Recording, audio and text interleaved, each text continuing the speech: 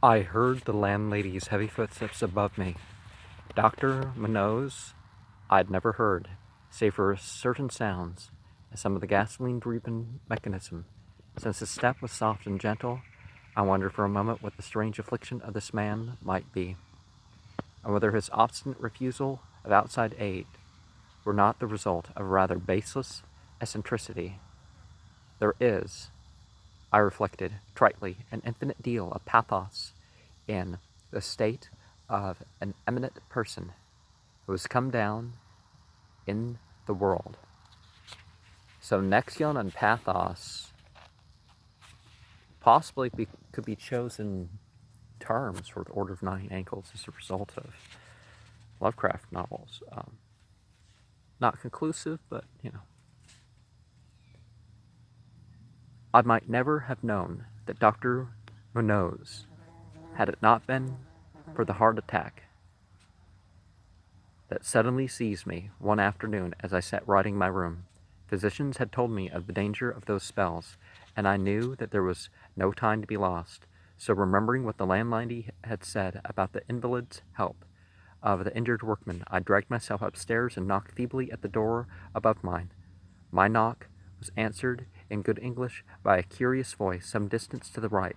Asking my name and business, and these things being stated, there came an opening of the door next to the one I had sought. A rush of cool air greeted me, and though the day was one of the hottest of late June, I shivered as I crossed the threshold into a large apartment whose rich and tasteful decoration surprised me. In this nest of squalor and seediness, a folding couch now filled its diurnal role of sofa, and the mahogany furniture, sumptuous hangings, old paintings, and mellow bookshelves, all bespoke of a gentleman's study rather than a boarding house bedroom. I now saw that the hall room above mine, the little room of bottles and machines which Mrs. Herrero had mentioned, was merely the laboratory of the doctor, and that his main living quarters lay in the spacious adjoining room whose convenient alcoves and large contiguous bathroom permitted him to hide all dressers and obtrusively utilitarian devices. Dr. Minot's most certainly was a man of birth, cultivation, and discrimination. The figure before me was short, but exquisitely proportioned, and clad in somewhat formal dress of perfect cut and fit. A high-bred face of masterful though not arrogant expression was adorned by a short, iron-gray, full beard, and an old-fashioned pince-nez shielded the full, dark eyes and surmounted an aquiline nose which gave a Moorish touch to a physiognomy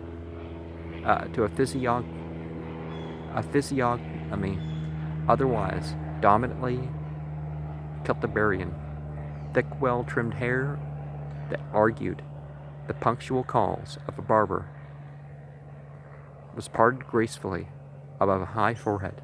The whole picture was one of striking intelligence and superior blood and breeding. Nevertheless, as I saw Dr. Munoz in that blast of cool air, I felt a repugnance which nothing in his aspect could justify. Only a lividly inclined complexion and coldness of touch could have afforded a physical basis for this feeling, and even these things should have been excusable considering the man's known invalidism.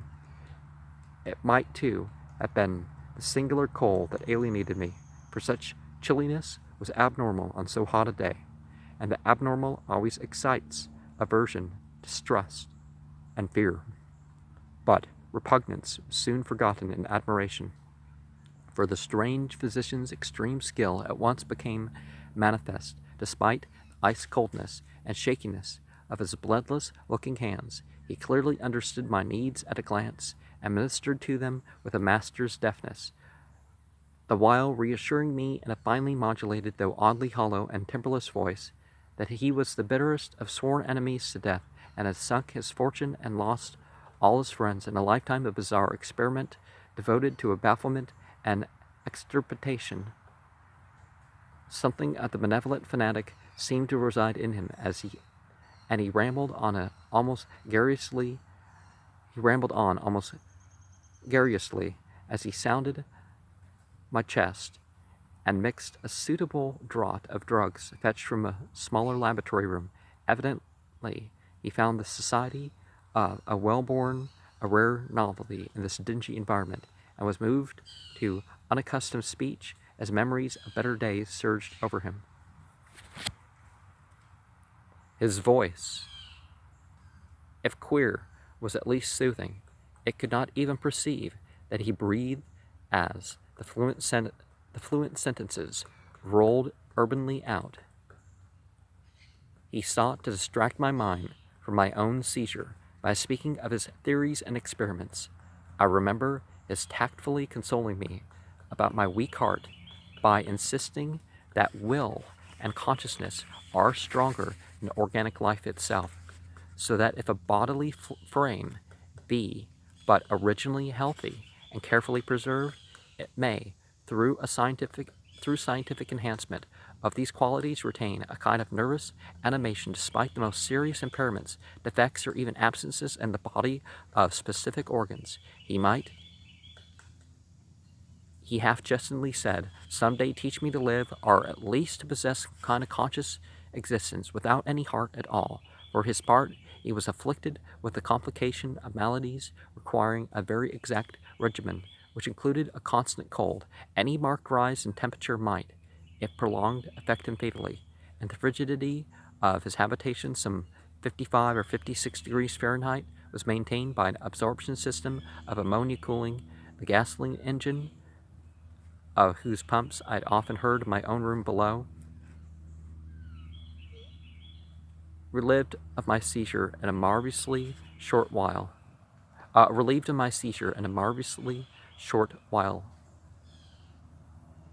left the shivery place of a disciple and devotee of the gifted recluse. After that, I paid him frequent, overcoated calls, listening while he told of secret researches and almost ghastly results, and trembling a bit when I examined the unconventional and astonishing ancient volumes on his shelves. I was eventually, I might add, almost cured of my disease for all time by skillful ministrations. It seemed that he did not scorn the incantations of the medievalist, since he believed that these cryptic formulae contained rare psychological stimuli which might conceivably have singular effects on the substance of a nervous system from which organic pulsations have fled. I was touched by his account of the aged Dr. Torres of Valencia, who had shared his earlier experiments and nursed him through the great illness of 18 years before. Whence his present disorders proceeded, no sooner had the venerable practitioner saved his colleagues and himself, and succumbed to the grim enemy that he had fought.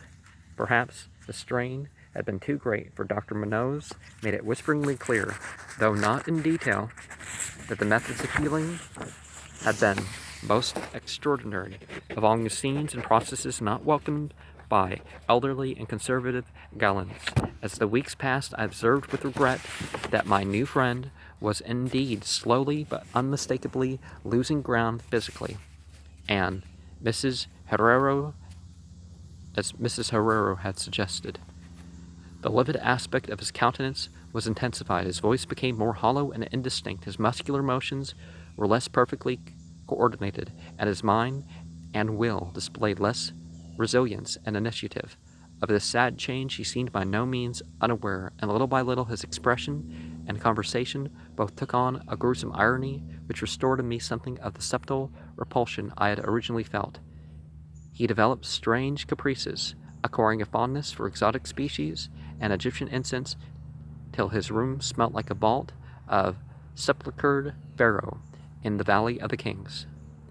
At the same time, his demands for cold air increased, and with my aid he amplified the ammonia piping of his room, and modified the pumps and feed of his refrigerating machine till he could keep the temperature as low as 34 degrees or 40 degrees, and finally even 28, the bathroom and lavatory, of course, being less chilled in order that the water might not freeze, and the chemical processes might not be impeded. The tenant adjoining him complained of the icy air from around the connecting door. So I helped him fit heavy hangings to obviate the difficulty. A kind of growing horror of outer and morbid cast seemed to possess him. He talked of death incessantly, but laughed hollowly when such things as burial or funeral arrangements were gently suggested. All in all, he became a disconcerting and even gruesome companion. Yet, in my gratitude for his healing, I could not well abandon him to the strangers around him, and was careful to dust his room and attend to his needs each day, muffled in a heavy ulster which I brought especially for the purpose. I likewise did much of his shopping and gasped in bafflement at some of the chemicals he ordered from druggists and laboratory supply houses. An increasing and unexplained atmosphere of panic seemed to arise around his apartment. The whole house, as I have said, had a musty odor. But the smell in his room was worse, and in spite of all the spices and incense and the pungent chemicals of the now incessant baths which he insisted on taking unaided, I perceived that it must be connected with his ailment, and shuddered when I reflected on what the ailment might be. Miss Herrero crossed herself when she looked at him, and gave him unreservedly to me, not even letting her son, Esteban, continue to run errands for him. When I suggested other physicians, the sufferer would fly into as much of a rage as he seemed to dare to entertain. He evidently feared the physical effect of violent emotion, yet his will and driving force waxed rather than waned, and he refused to be confined to his bed. The lassitude of his earlier ill days gave place to a return of his fiery purpose, so that he seemed about to hurl defiance at the death demon, even as that ancient enemy seized him. The pretense of eating always curiously, like a formality within him, he virtually abandoned, and mental power alone appeared to keep him from total collapse. It's important to consider what your reactions is going to do to your body.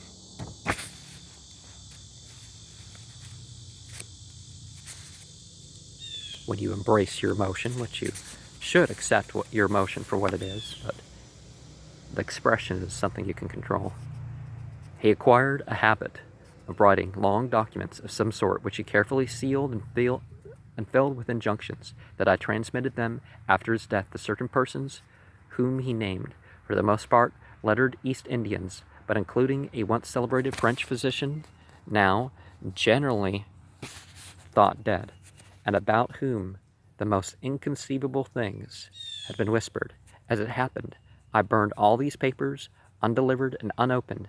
His aspect and voice became utterly frightful, and his presence almost unbearable. One September day, an unexpected glimpse of him induced an epileptic fit in a man who had come to repair his electric desk lamp, a fit for which he prescribed effectively, whilst keeping himself well out of sight. That man, oddly enough, had been through the terrors of the Great War without having incurred any fright so thorough. Then, in the middle of October, the horror of horrors came with stupefying suddenness. One night, about 11, the pump of the refrigerating machine broke down, so that within 3 hours, the process of ammonia cooling became impossible. Dr. Munoz summoned me by thumping on the floor, and I worked desperately to repair the injury, while my host cursed in a tone whose lifeless, rattling hollowness surpassed description. My amateur efforts, however, proved of no use, and when I had brought in a mechanic from a neighboring all-night garage, we learned that nothing could be done till morning, when a new piston would have to be obtained. The moribund hermit's rage and fears swelling to grotesque proportions, he seemed likely to shatter what remained of his failing physique, and once a spasm caused him to collapse his hands to his eyes and rush into the bathroom. He groped his way out, with face tightly bandaged, and I never saw his eyes again. The frigidity of the apartment was now sensibly diminishing, and at about 5 a.m., the doctor retired to the bathroom, commanding me to keep him supplied with all the ice I could obtain at the all-night drugstores and cafeterias, as I would return from my sometimes discouraging trips and lay my spoils before the closed bathroom door. I could hear a restless splashing within and a thick voice croaking out the orders for more, more. At length, a warm day broke, and the shops opened one by one. I asked Esteban either to help me with the ice fetching whilst I obtained the pump piston, or to order the piston while I continued with the ice. But instructed by his mother, he absolutely refused. Finally, I hired a seedy-looking loafer whom I encountered on the corner of 8th Avenue to keep the patient supplied with ice from a little shop where I introduced him, and applied myself diligently to the task of finding a pump piston and engaging workmen competent to install it. The task seemed interminable, and I raged almost as violently as the hermit when I saw the hours slipping by in a breathless, foodless round of vain telephoning and a hectic quest from place to place, hither and thither, by subway and surface car. About noon I encountered a supply suitable from a house far downtown. At approximately 1:30 p.m., I arrived at my boarding place with the necessary paraphernalia and 2 sturdy and intelligent mechanics. I had done all I could and hoped I was in time. Black terror, however, preceded me. The house was in utter turmoil, and above the chatter of odd voices I heard a man praying in a deep basso. Fiendish things were in the air, and lodgers told over the beads of the rosaries as they caught the odor from beneath the doctor's closed door. The lounger I had hired, it seems, had fled screaming and mad-eyed not long after his second delivery of ice, perhaps as a result of excessive curiosity. He could not, of course, have locked the door behind him, yet it was now fastened, presumably from the inside. There was no sound within, save a nameless sort of slow, thick dripping. Briefly consulting with Mrs. Herrero and the workmen, despite a fear that gnawed my inmost soul, I advised the breaking down of the door, but the landlady found a way to turn the key from the outside with some wire device. We had previously opened the doors of all the other rooms on that hall and flung all the windows to the very top, now noises protected by handkerchiefs. We tremblingly invaded the accursed south room, which blazed with the warm sun of early afternoon. A kind of dark, slimy trail led from the open bathroom door to the hall door, and thence to the decks, where a terrible little pool had accumulated. Something was scrawled there in pencil in an awful, blind hand on a piece of paper, hideously smeared as though by the very claws that traced the hurried words. Then the trail led to the couch and ended unutterably. What was or had been on the couch I cannot and dare not say, but this is what I shiveringly puzzled out on the stickily smeared paper before I drew a match and burnt it to a crisp. What I puzzled out in terror as the landlady and 2 mechanics rushed frantically from that hellish place to babble their incoherent stories at the nearest police station. The nauseous words seemed well nigh incredible in that yellow sunlight, with the clatter of cars and motor trucks ascending clamorously from crowded 14th Street. Yet I confessed that I believed them then. Whether I believe them now, I honestly do not know. There are things about which it is better not to speculate, and all I could say is that I hate the smell of ammonia and grow faint at the draught of unusually cool air.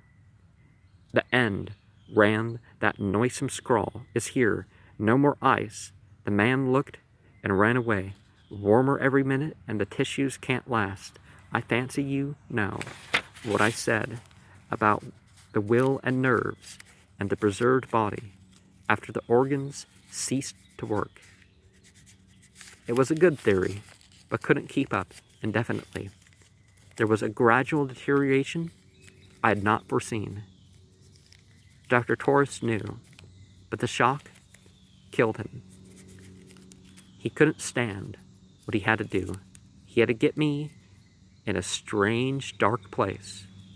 When he minded my letter and nursed me back, and the organs never would work again. It had to be done my way, artificial preservation. For you see, I died that time, 18 years ago.